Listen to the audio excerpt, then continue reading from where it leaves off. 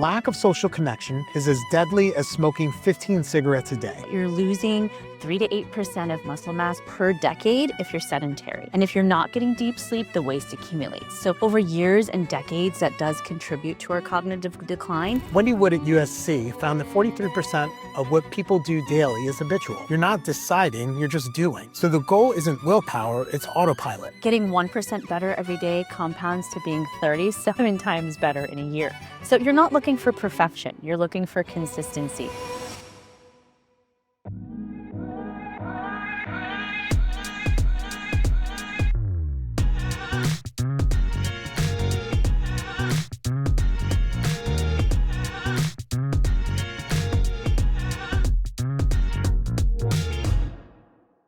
Welcome to the Everyday Longevity Collective. I'm Dr. Shoma Datta-Thomas, MD. I'm a board-certified OBGYN and the current VP of Medical Operations for national longevity company Next Health. My background is actually in GYN robotic surgery, but over the past several years, I've transitioned into what I believe is the future of medicine, applied longevity, helping people optimize their health span, not just treat disease. And I'm Dr. John Thomas, a human performance and sports rehab focused chiropractor with a master's in exercise physiology. I've owned and operated my own multi-generational family practice for over 20 years now, working with everyone from professional athletes to weekend warriors and everything in between. What I've noticed is the principles that build competitive athletes are the same things that keep them performing through their 30s and 40s, are the same ones that keep everyday people thriving those decades and beyond. Today, we're talking about something that sounds really simple, but actually the hardest thing in medicine: sustainable habits. Not the 30-day transformation, not the quick fix. We're talking about the daily practices that compound into real longevity. And we're going to start with making this practical. By the end of this episode, you'll have specific actions you can start today. While covering movement, diet, sleep, and stress management, these four pillars that determine whether you're thriving every decade or just surviving. Okay, let's dive into these sustainable habits that really build longevity. So, the first thing that we'll cover is movement. I see patients all the time. They think they need the perfect gym routine or hours a day committed to this, or they're not doing anything at all. So, what's your take on that? And how do you manage your patients in this sense? So that's kind of the biggest trap. It's like an all or nothing thinking. People believe they need to either join a gym or hire a trainer, commit to hours a day doing these type of activities. But life gets busy and then you end up quitting everything. So you feel like a failure. But here's what the research actually shows. Wendy Wood at USC found that 43% of what people do daily is habitual. You're not deciding, you're just doing. So the goal isn't willpower, it's autopilot. And University of College of London found that it takes 66 days for a behavior to become habitual or automatic. So not the 21-day myth. Missing one day shouldn't derail you. So the key is to create patterns over time. So here's what actually works. A 5-minute morning mobility, that's it. Hip flexor stretch, thoracic spine rotation, some shoulder mobility. Do it before you even get out of bed or right after you brush your teeth. That's habit stacking. So what does that matter? By your 40s, if you're sitting all day and your hip flexors are shortened and your thoracic spine is stiff, your shoulders are all rolled forward, that creates pain and limits everything else that you want to do. So taking 5 minutes a day in the beginning of your day to start that mobility is what can change your movement patterns going forward and for a lifetime. So the other small habits that compounds is like walking throughout your day, not just to the gym, park a little further away, take steps. What we're trying to goal for is somewhere between 10,000 steps a day. So get that in any way you can, but make that part of your routine. Start there. 5 minutes morning mobility, daily walking, and commit to 66 days of that and increase strength training, and that'll get you to where you need. From a metabolic standpoint, what's actually happening when someone commits to these small daily changes and habits? So, when we're thinking of our metabolism and our hormones in relation to movement, I always think of two things. One is our insulin sensitivity, and two is testosterone. So, you were mentioning the regular walking. That really is actually regulating our blood sugar in real time because the way your muscles are contracting, they're pulling those glucose transporters to the surface of the cell. So, that means the glucose is directly going into the muscle muscle cells. They're either being used for energy or storage, and they don't have to rely so much on your insulin. On top of that, this is reducing the fat buildup in the muscle and your inflammatory chemicals called cytokines, which will really interfere with the insulin signaling. The second thing is testosterone. So I love talking about testosterone. I always say this is the hill I will die on because testosterone is not just for men or women. Both of us, both genders, really need testosterone for muscle mass, bone density, libido, cognitive function, but it does decline even as early as our 30s. So the critical connection here is that insulin resistance suppresses our testosterone production.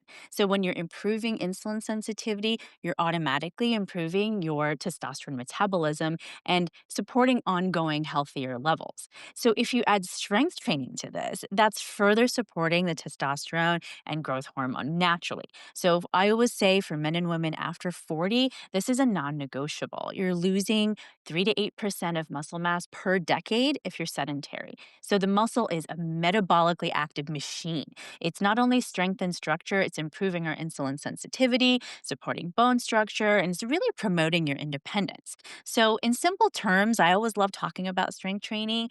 How do you create sustainable habits around that? So I try to keep it around 6 simple movements: a squat, a hinge, a push, a pull, a carry, and core. That's it. The habit is simple: 2 to 3 sessions per week, 30 to 40 minutes each. The key is making this a long term habit, like we talked about. Commit to 66 days. It's progressive overload. Each week, add little weight, one more rep, and improve your form. If you're new to exercise, hire a trainer for 3 or 4 sessions. Just learn the proper form and mechanics, then you can work on it on your own. The small investment pays off for decades. Do you recommend specific timing for these habits? Should people train in the morning versus the evening for hormone optimization? What do you find? Yeah, I think timing matters. I know we have to take into account the realities of our lifestyles and we're all busy, but ideally timing matters because the morning movement, not, it's something like what you mentioned with that 5-minute mobility routine or even a bigger workout, they do help how we will process our cortisol metabolism. And that cortisol ideally is highest in the morning and then when you're waking up, and then over the day it's tapering through. So the morning movement really does support that natural rhythm. Evening training can work too. And the reality is, I've worked all kinds of different shifts. You have too, and we have to take what we can get. But if it is something closer to bedtime, even within a few hours, you do want to intentionally downregulate. So stretching, extra, kind of cool down time, sauna, breath work, all of it is something that you kind of have to schedule in to offset that it's not that perfect time of day. Right.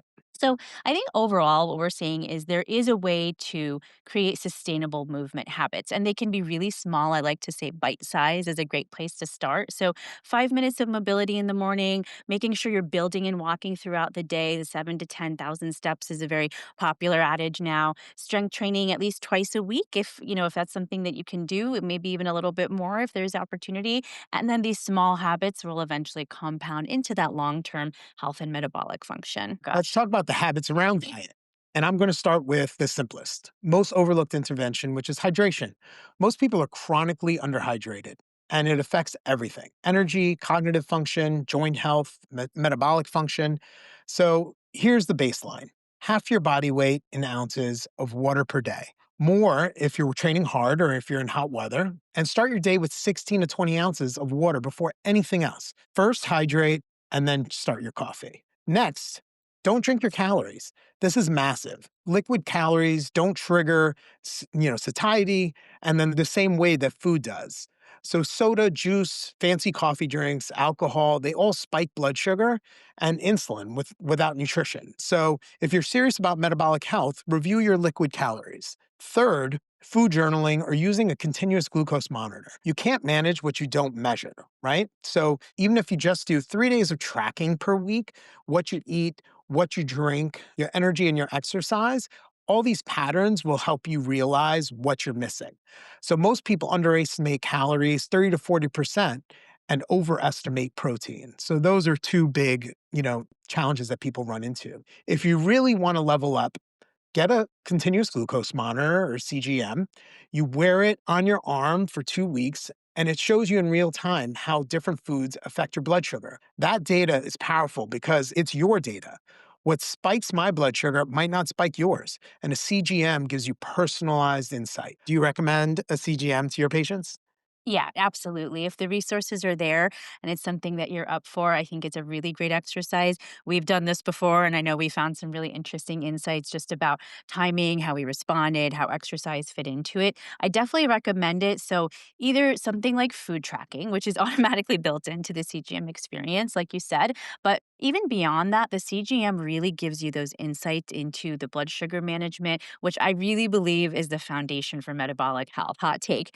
And that really is something I can see tied to longevity. So when you eat, your blood sugar rises, your pancreas releases insulin, and that's the way to shuttle the glucose into your cells or use it as energy. That's normal. But when you're constantly spiking throughout the day with those big blood sugar rises, you become insulin resistant. So those high levels of insulin, those are high drivers of aging. And it becomes something that promotes fat storage, especially our visceral fat around the organs. It suppresses our testosterone, our growth hormone, and it's linked to what we're realizing more and more now, things like our dementia, Alzheimer's, cardiovascular disease. So we want to eat for our insulin management. So here's how a couple of things where that can work. So eventually, actually, how I think of it is outside of what's the perfect diet, how are we eating for our insulin response and our insulin management? So the eating window consistency really comes into play because over time, the pancreas, the liver, our fat cells, they start synchronizing the insulin production on how you're feeding it glucose, how the body's being trained based on what time you eat, how to handle that glucose. So, setting that intentional consistency can really help. The other thing is the changes in our routines, especially what we call that social jet lag from the weekend eating patterns. And we definitely, when you have kids, it's tough to avoid this, but as little as you can disrupt your weekly routine or your weekday routine, the less you'll be thrown off by that. Because we do see the labs, the overall biomarkers like our hemoglobin A1C, there is data to show even those who really indulge in a big way, kind of an uncontrolled way on those weekends, it really does affect their long-term biomarker results. So, our key takeaways are make sure you hydrate every morning and be consistent throughout the day. Definitely let's log and keep track of what we're eating and when we're eating it. That way, we know what's affecting our blood sugar and what's affecting our insulin. Then, optimizing our insulin, right? We're keeping that as a focus through our diet plan.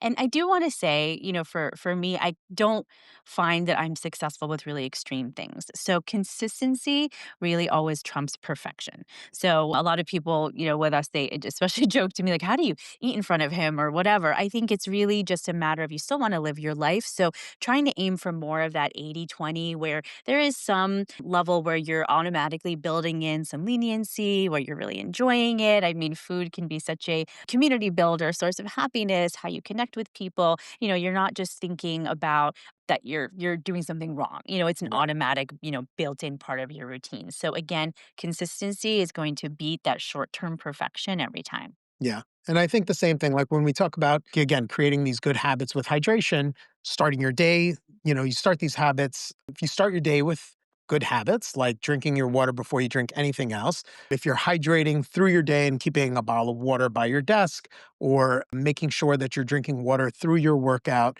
is a good way to stay hydrated as well. And then I like to end my day the same way. I know people don't, and it's not recommended that necessarily you want to drink so much before bedtime, but making sure that you're meeting your hydration goal at the end of the day.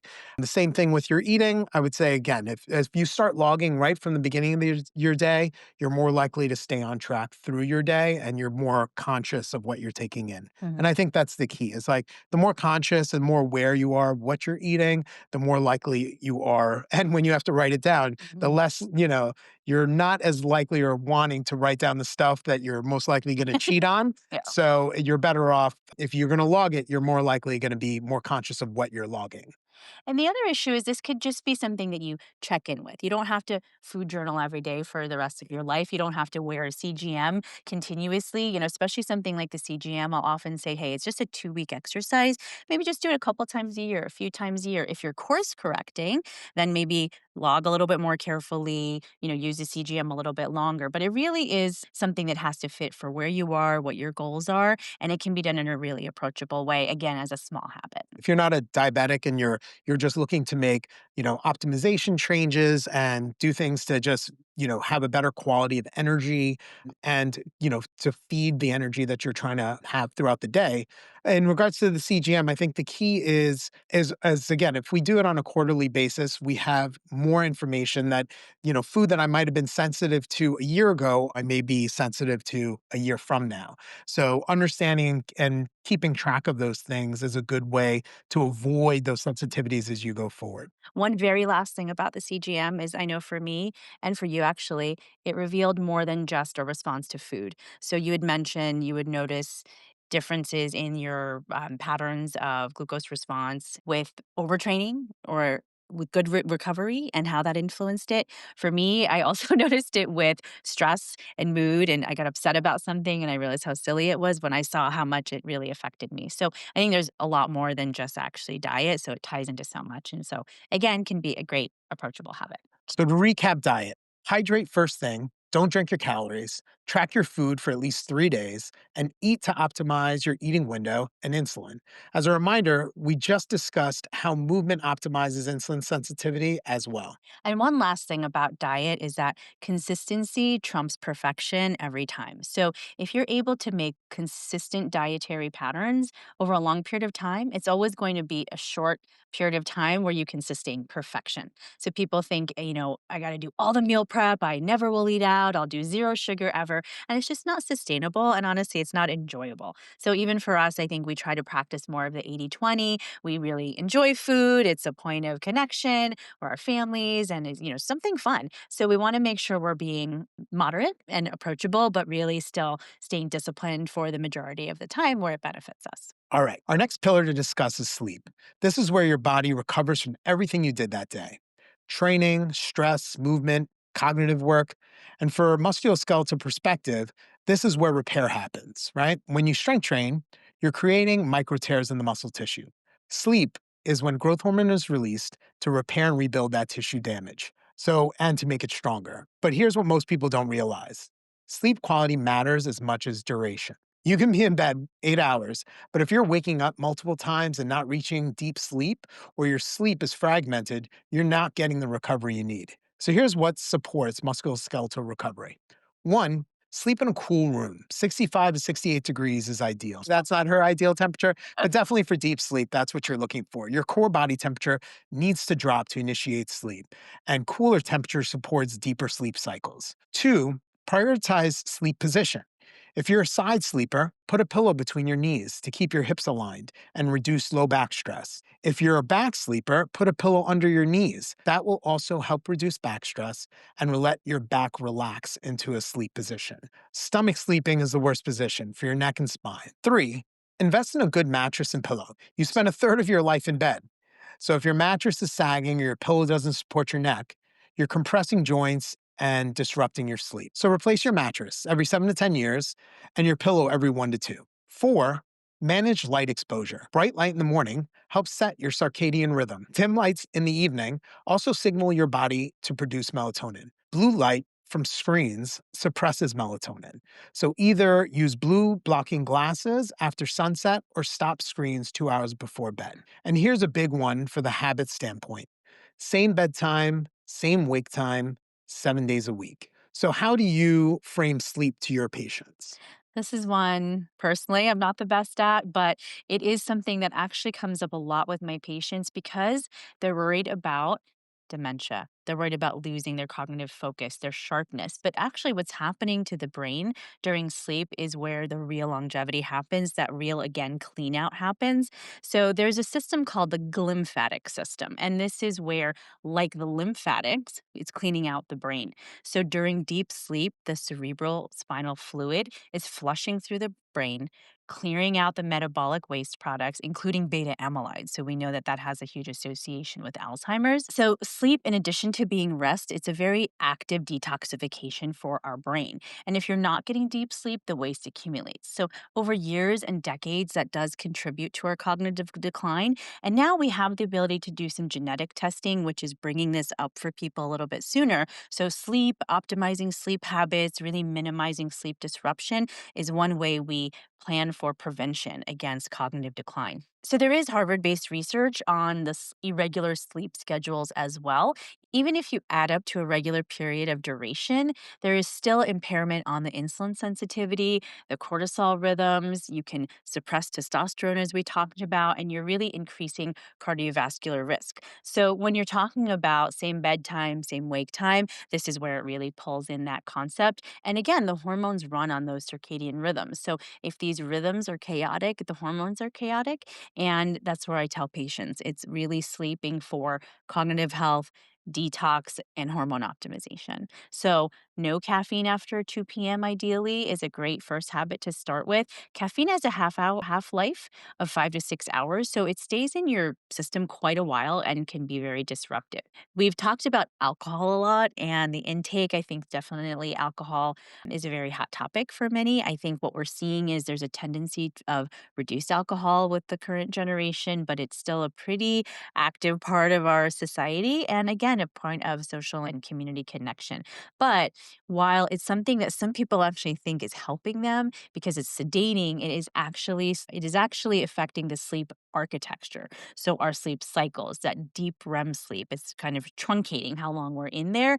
And then again, now we've disrupted that cognitive recovery and that detox pathway. So you actually wake up feeling unrested. Sometimes people say, my heart's racing, I'm panicking. It's a very common association we see with alcohol right before bedtime.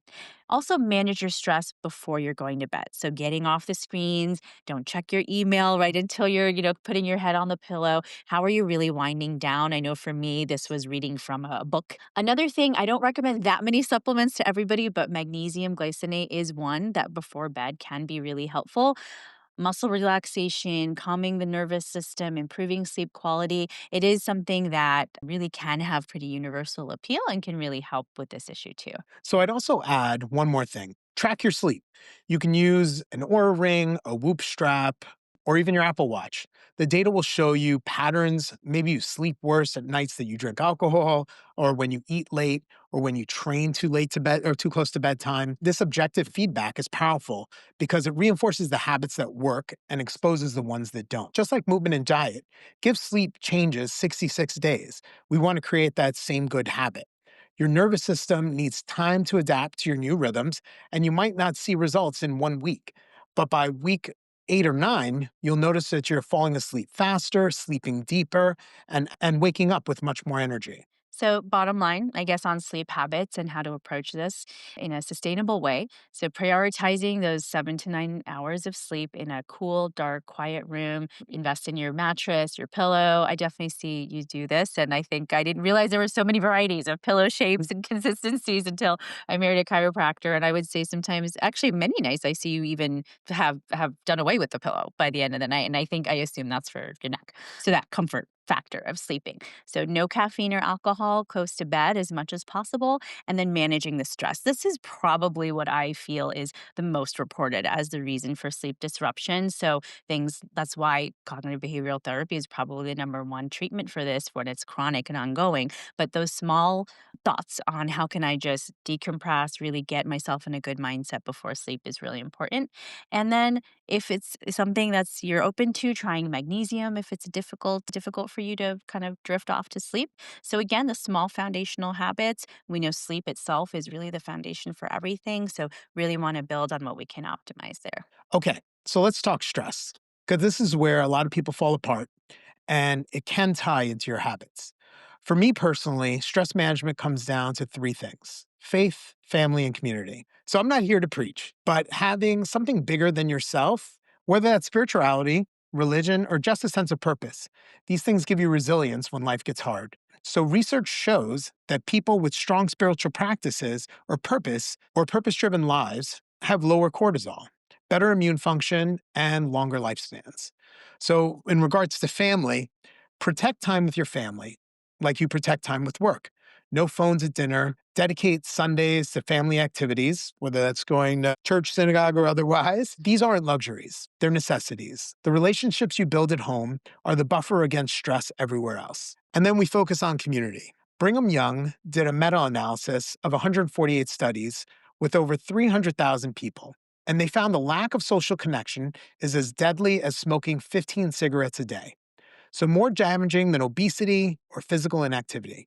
So, join something: a church, a gym, a sports league, a men's group. Work out with other people, serve in your community. Humans aren't built to operate in isolation. And here's the practical piece: schedule it. If it's not in your calendar, it doesn't happen.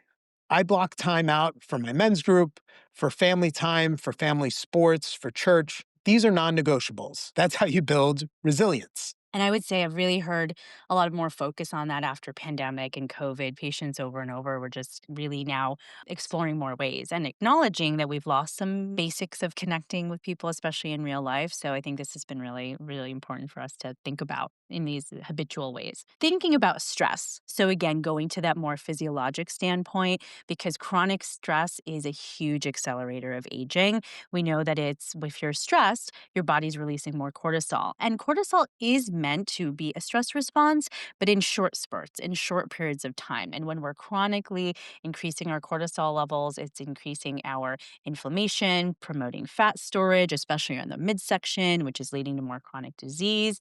And again, suppressing thyroid, suppressing testosterone. So chronic stress is then adding up to chronically elevated cortisol. So we know that that's suppressing our immune system, suppressing our testosterone levels, our hormone function, increasing inflammation, disrupting sleep, impairing memory, fat storage, all of these things that we talk about that we know are building up in a negative column. And so we're not just trying to recover from stress, but we're trying to recover our metabolism from that high cortisol level. And this is how I frame when we're managing cortisol. And so I really remind patients that socially connecting is actually a metabolic and hormone balance issue as well. So, a few practices that I have is one, stress reducing practice every day.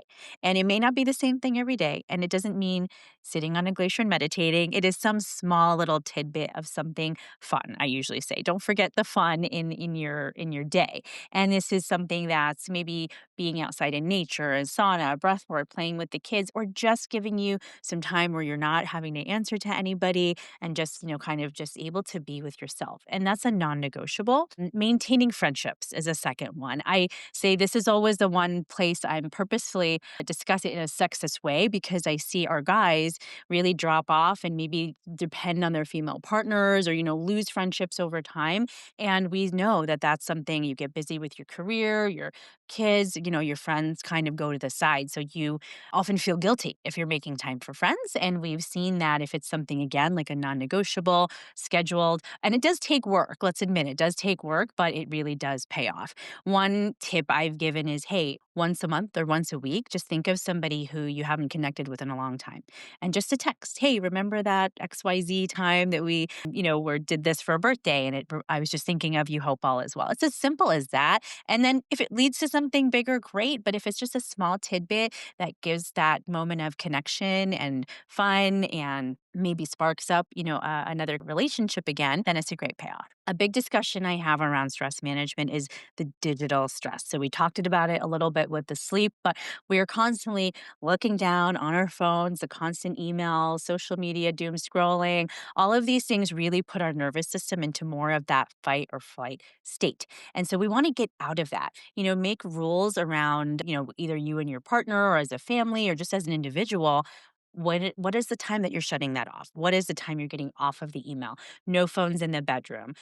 Is there a one day a week you could just be completely offline, off social media? The cortisol will really be appreciative of it. And it just gives you that reset and then you go back and refreshed. But one thing I've noticed also as a fourth point is getting outside. And living in the Northeast, especially, I think we don't realize sometimes we go a long time, many days, even without natural, sunlight exposure, feeling the sun on our skin, the wind on our skin. It really doesn't happen sometimes. And so, especially in the morning, helping getting in that sunlight to help regulate your cortisol, supporting your circadian rhythm. And if it's something bigger, like a hike, a walk, and being around water and activity, then fantastic. But really making sure, ideally in the morning, if that can be a part of your regular thing, it will really help with those stress levels. So one more thing I'll add is learn to say no. I know this is a hard part for especially us high achievers who are constantly feeling the need to say yes to everything. And a lot of us struggle with this. But when we say yes to everything, more projects, more commitments, and more obligations, you end up stretched so thin that you can't do anything well. So I think the key is to create boundaries and balance for both family, work, your own time, your own rest, your own recovery, and you'll find that you can perform better that way. And I don't think sometimes I feel like boundaries becomes this negative thing where you're shutting people out. I think it's just really optimizing your bandwidth and knowing what's a priority for you and making those decisions in more of a way that fits your routine, fits your goals. It's not to shut out, but it's really just to really be present and take full advantage of your time. The last thing I'll say about stress management is sometimes the term feels misleading because we're not trying to eliminate stress. That is absolutely impossible. It's actually the other side of it is where we're building our resistance. So we can handle the stress without completely falling apart or crumbling to it or letting it destroy our relationships, our day to day life. So that's where, again, we're building physical resilience, we're building metabolic resilience, we're building mindset resilience. And so all of these things really do help our emotional resilience and being able to manage that stress even better. So all the four pillars really are supporting each other. You can't optimize one and think that'll just solve all of your problems. But the good thing is, when you start optimizing one at a time with these small habits, it really does have that domino effect, that waterfall effect. So a lot of times, when I go through these sections and these pillars, and I'll just point out, especially in the beginning, the small habits, hey, you may notice I keep mentioning the same types of habits, but we're talking about it in the context of very different aspects and the different pillars. And that's where it all kind of starts making sense, that it's all really a harmony and how closely everything is orchestrated. So these very small habits, these really small habits, building them into a more sustainable lifestyle really does pay off across all of the pillars. Yeah, I agree. I think the idea of the way you start your day and the way you end your day, right? Starting your day in a way that will allow you to continue your day in a positive way. So before you reach for those stress factors like your phone, right? Focus on some breathing, get your hydration in, drink that nice big glass of water, maybe get yourself outside, get some sun on your face, some fresh air on you, even if it's cold like it is up here right now. Get out there and get some good exposure before you let that stress enter your life.